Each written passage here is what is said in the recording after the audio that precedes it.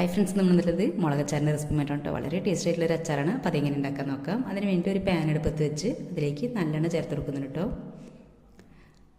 നമ്മളെപ്പോൾ അച്ചാർ ഉണ്ടാക്കുമ്പോൾ നല്ലെണ്ണയിൽ ഉണ്ടാക്കുമ്പോഴാണ് അതിൻ്റെ ടേസ്റ്റ് കിട്ടുള്ളൂ. ഇനി ഇതിലേക്ക് ലേശം കടുക് ചേർത്തെടുക്കുന്നുണ്ട്.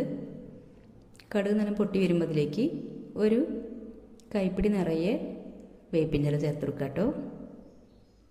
ഇനി ഇതിലേക്ക് ഒരു കഷ്ണം ഇഞ്ചി നീളത്തിൽ അരിഞ്ഞിട്ട് ചേർത്തെടുക്കുന്നുണ്ട്. അതുപോലെ വെളുത്തുള്ളിയും കൂടി ചേർത്തെടുക്കുന്നുണ്ട്. ഇഞ്ചി വെളുത്തുള്ളിയൊക്കെ ഒന്നുകൊണ്ട് വഴണ്ട് കിട്ടണം. ഇതൊന്നുകൊണ്ട് വഴണ്ട് വരുമ്പോൾ അതിലേക്ക് മുളകും കൂടി ചേർത്തെടുക്കുക. ഞാനിവിടെ 300 ഗ്രാം മുളകാട്ടോ എടുത്തിട്ടുള്ളത്. നല്ല എരിവുള്ള മുളകാട്ടോ, അതുകൊണ്ടാണ് ഞാൻ കുറവാക്കി എടുത്തത്. എരിവ് കുറവാണെന്നുണ്ടെങ്കിൽ 1/2 കിലോ വരെ എടുക്കാം കേട്ടോ. മുളക് നല്ല ഒന്നുകൊണ്ട് വഴണ്ട് കയറ്റേ. ഇനി ഇതിലേക്ക് 1 സ്പൂൺ മഞ്ഞൾപ്പൊടി ചേർത്തെടുക്കുന്നുണ്ട് കേട്ടോ.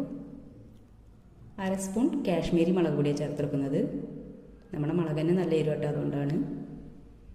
എല്ലാം കൂടി നല്ലതിൻ്റെ വഴറ്റി പച്ചമണം പോയതിന് ശേഷം അതിലേക്ക് ഒരു നാരങ്ങ വലുപ്പത്തിലുള്ള പുളി പിഴിഞ്ഞ വെള്ളം കൂടി ചേർത്തെടുക്കുന്നുണ്ട്.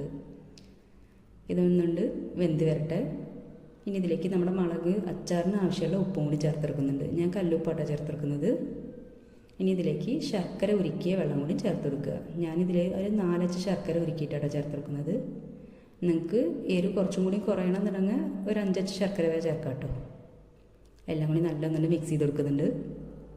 ഇപ്പോൾ തന്നെ നമ്മുടെ മുളക് നല്ലൊന്നുകൊണ്ട് വെന്ത് വന്നിട്ടുണ്ട് കേട്ടോ. ഇനി ഇതിലേക്ക് ഒരു നുള്ളു കായപ്പൊടി ചേർത്ത് കൊടുക്കുക.